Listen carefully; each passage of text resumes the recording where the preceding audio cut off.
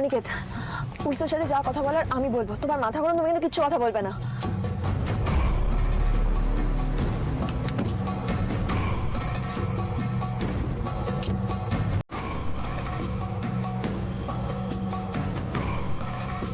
এইভাবে গাড়ি চালাচ্ছেন রাস্তার মধ্যে? কি হয়েছে কি? মানে কি ডাকাতি করা পালাচ্ছিলেন নাকি? Sir sir we are sorry, actually আমাদের একজন ফ্যামিলি মেম্বার মিসিং, তাই আমার হাজব্যান্ড র্যাশ ড্রাইভিং চালাচ্ছেন। We are extremely sorry. আপনার হাজবেন্ড আইন ভেঙেছে, শাস্তি তো পাবেই। এমন কেস খাওয়াবো না আপনাদের।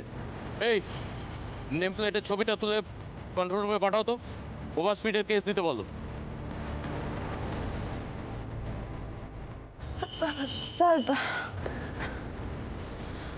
আপনার নামটা কি বললেন? অনিকেত, অনিকেত মল্লিক। অনিকেত মল্লিক, এর কথাই তো বলছিল অরুণাব।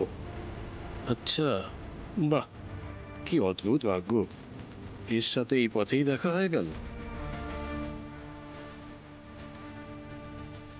শুনুন, আপনার নামটা এন্ট্রি করতে গিয়ে আমি দেখছি সিস্টেমে আপনার এগেনস্টে একটা কমপ্লেন আসছে। আপনি নাকি সিভিলিয়ানদের গায়ে হাত তুলেছেন, মানে তাদের ধমক দিচ্ছেন। না, ব্যাপারটা কি বলুন তো? এই একটু আগে আপনারা বলছিলেন কি একজন মিসিং, এই আপনারাই গুম করেননি তো?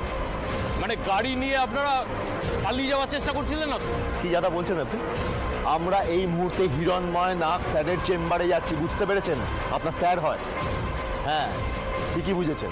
আপনার অন্য ফোন করেছেন না, আপনি সেই জন্য আমাদের হ্যারাস করছেন। দেখুন, পারলে সাহায্য করুন, আমরা যেরকমভাবে এই মুহূর্তে রেগে আছি, টেনশনে আছি, আমাদের হ্যারাস করবেন না প্লিজ, রিকোয়েস্ট করছি আপনাকে।